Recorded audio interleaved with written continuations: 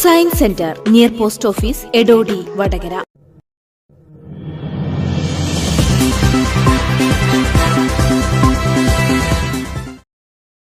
വിലക്കയറ്റം കൊണ്ട് ജനം പൊറുതിമുട്ടുമ്പോൾ വൈദ്യുത ചാർജ് വർധന കൂടി പ്രഖ്യാപിച്ച് സർക്കാർ പാവപ്പെട്ടവരെ ദുരിതക്കയത്തിലേക്ക് തള്ളിവിടുകയാണെന്ന് DCC general secretary Babu Onchiyam പറഞ്ഞു. വില്യാപ്പള്ളി മണ്ഡലം കോൺഗ്രസ് കമ്മിറ്റിയുടെ നേതൃത്വത്തിൽ വില്യാപ്പള്ളി ടൗണിൽ നടന്ന പ്രതിഷേധ ധർണ ഉദ്ഘാടനം ചെയ്ത് സംസാരിക്കുകയായിരുന്നു അദ്ദേഹം. കേരളത്തിൽ ശ്രീ പിണറായി വിജയന്റെ നേതൃത്വത്തിലുള്ള ഇടതുപക്ഷ ജനാധിപത്യ മുന്നണി ഗവൺമെന്റ് ഭരണം നടത്തിക്കൊണ്ടിരിക്കുകയാണ്. ആദ്യത്തെ 5 വർഷവും അതിനുശേഷം അവർക്ക് തുടർഭരണം ലഭിച്ചതിന് ശേഷം 3 വർഷവും ഈ ഗവൺമെന്റ് പിന്നിട്ടിരിക്കുകയാണ്.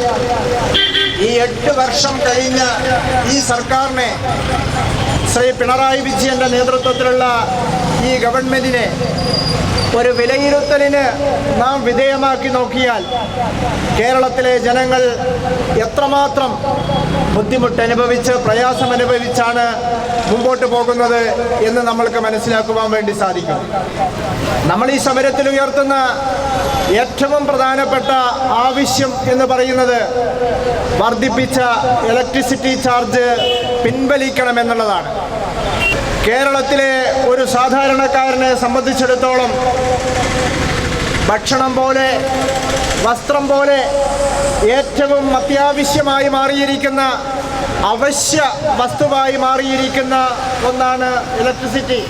പച്ചക്കറി സാധനങ്ങൾക്കും പലവ്യഞ്ജനങ്ങൾക്കും വലിയ തോതിൽ വിലക്കയറ്റമുണ്ടാകുമ്പോഴും പിടിച്ചു നിർത്താനുള്ള ഒരു നടപടിയും സർക്കാർ സ്വീകരിക്കുന്നില്ല. സിവിൽ സപ്ലൈസിലും മാവേലി സ്റ്റോറുകളിലും കഴിഞ്ഞ 2 വർഷമായി സബ്സിഡി സാധനങ്ങൾ വിതരണം ചെയ്യുന്നുമില്ല. സാമൂഹിക ക്ഷേമ പെൻഷനുകളും പാവപ്പെട്ടവർക്കുള്ള ആനുകൂല്യങ്ങളും കിട്ടാതെ ജനം വലയുകയാണ്. പാലക്കാട്, ചേലക്കര, വയനാട് ഉപതെരഞ്ഞെടുപ്പുകളിലും പഞ്ചായത്ത് തെരഞ്ഞെടുപ്പിലും കണ്ടത് ജനത്തിൻ്റെ പ്രതികരണമാണെന്നും അദ്ദേഹം അഭിപ്രായപ്പെട്ടു. മണ്ഡലം പ്രസിഡന്റ് CP ബിജു പ്രസാദ് അധ്യക്ഷനായി. Block Congress president PC Sheeba, V Chandran, Ponnarath Murali, MP Vidyadharan, NB Prakash Kumar, Dinesh Babu Koottangaram, VK Kunhimoosa, VK Balan, Padiyullathil Suresh, Sheela Padmanabhan, TK Sunitha, Paremal Babu, Haridas VP, Chandran Kakkat, Ameer KK, Rajeevan Kolora, Sudheesh KM എന്നിവർ പ്രസംഗിച്ചു. V മുരളീധരൻ സ്വാഗതവും രജീഷ് പുതുക്കുടി നന്ദിയും രേഖപ്പെടുത്തി. നവംബർ മാസം വൈദ്യുതി ചാർജ് വർദ്ധിപ്പിച്ചതാണ്. ഇപ്പോൾ 1 വർഷം കൃത്യമായി 1 വർഷം കഴിഞ്ഞ് 1 മാസമാകുമ്പോൾ വീണ്ടും വർദ്ധിപ്പിക്കുക. അങ്ങനെ വർദ്ധിപ്പിക്കുമ്പോൾ വർദ്ധിപ്പിച്ചതിന്റെ രീതി നമ്മൾ മനസ്സിലാക്കണം.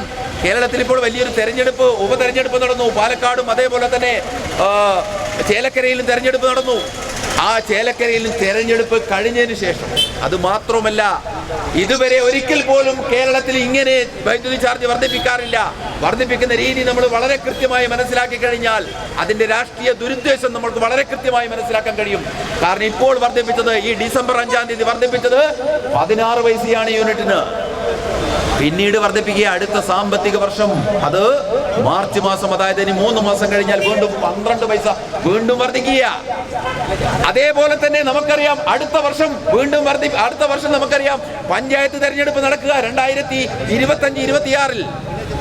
ആ 25-26 പഞ്ചായത്ത് തെരഞ്ഞെടുപ്പ് നടക്കുമ്പോ ആ വർഷം വർധനവിന്റെ കാര്യം കൂടി ഇപ്പൊ തന്നെ വർദ്ധിപ്പിക്കുക. അടുത്ത സാമ്പത്തിക വർഷം തുടക്കത്തെ തന്നെ അങ്ങോട്ടങ്ങ് വർദ്ധിപ്പിച്ച് കളയുക.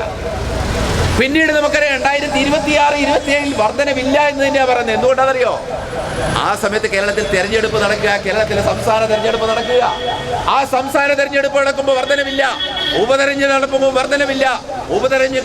തെരഞ്ഞെടുപ്പ് കഴിഞ്ഞാൽ ജനങ്ങൾക്ക് വർധനവാണ്. അപ്പൊ ഈ ഒരു രീതിയിലാണ് കേരളത്തിലെ സർക്കാർ മുന്നോട്ട് പോകുന്നത്.